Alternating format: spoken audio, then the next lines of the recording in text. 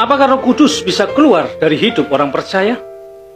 2 Timotius 1 ayat yang ke-14 firman Tuhan berkata, peliharalah harta yang indah yang telah dipercayakannya kepada kita oleh Roh Kudus yang tinggal di dalam kita. Amin. Sahabat-sahabatku, satu kali saja ketika kita benar-benar pernah percaya kepada Yesus Kristus, di situ itu kita langsung dimeteraikan dengan Roh Kudus. Nah, ini bisa dibaca dalam Efesus 1 ayat 13 dan 2 Korintus 1 ayat 22 ya.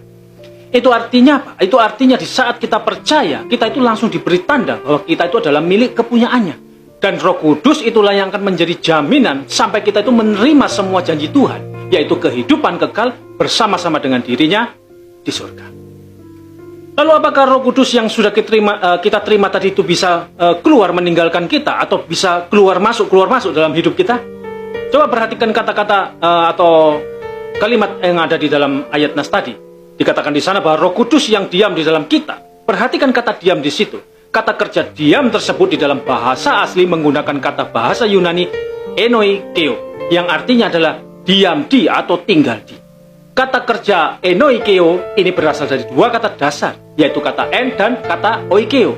Kata en itu sendiri artinya adalah di atau oleh atau dengan, sedangkan kata oikeo artinya adalah tinggal mendiami atau tetap tinggal. Kata enoikeo ini ditulis dalam bentuk present, yang artinya hal ini dilakukan berulang-ulang atau secara terus-menerus. Jadi jelaslah bahwa ketika satu kali Roh Kudus itu masuk dalam hidup kita, maka dia akan terus mendiami, dia akan tetap tinggal dalam hidup kita. Dengan kata lain, Roh Kudus itu tidak akan pernah keluar atau bahkan keluar masuk dari dalam hidup kita sampai kapan. Lalu kenapa Roh Kudus tidak keluar masuk dalam hidup kita? Atau apa alasan Roh Kudus itu terus berdiam dalam hidup kita? Selain sebagai materai atau jaminan bagi setiap orang percaya, alasan lain adalah agar Roh Kudus itu dapat membantu dan menolong kita untuk memelihara atau menjaga ajaran-ajaran atau doktrin ya, yang benar agar tidak menjadi rusak. Coba baca di dalam 2 Timotius 1 ayat 13 sampai 14. Dikatakan di sana, peganglah segala sesuatu yang telah engkau dengar daripadaku sebagai contoh ajaran yang sehat, dan lakukanlah itu dalam iman dan kasih dalam Kristus Yesus.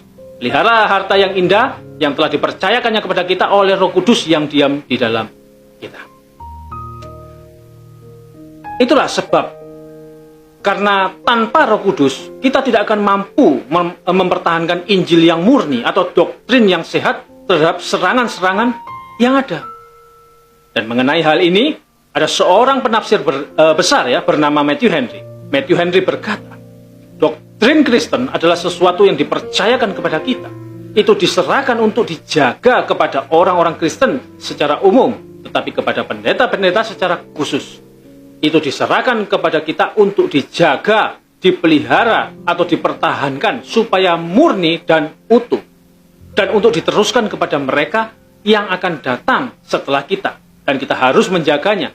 Dan tidak boleh memberikan kontribusi apapun yang dapat merusak kemurniannya, melemahkan kekuatannya, dan mengurangi kesempurnaannya. Itulah kata Matthew Henry. Jadi dapat dipastikan bahwa orang Kristen sejati memiliki Roh Kudus yang tidak bisa keluar atau meninggalkan dirinya selamanya. Dan jikalau ada seorang yang terkesan seakan-akan kehilangan Roh Kudus, hanya ada dua hal yang patut dicurigai. Yang pertama, yaitu adalah sesungguhnya belum pernah percaya kepada Kristus. Dan yang kedua adalah dia sebenarnya hanyalah seorang Kristen KTP. Jadi, seperti itu. Amin. Haleluya, amin. Tetap setia, tetap percaya kepada Tuhan Yesus apapun yang terjadi. Ingat, Roh Kudus tidak keluar masuk dari dalam diri orang percaya. Oke, Tuhan Yesus memberkati. Shalom.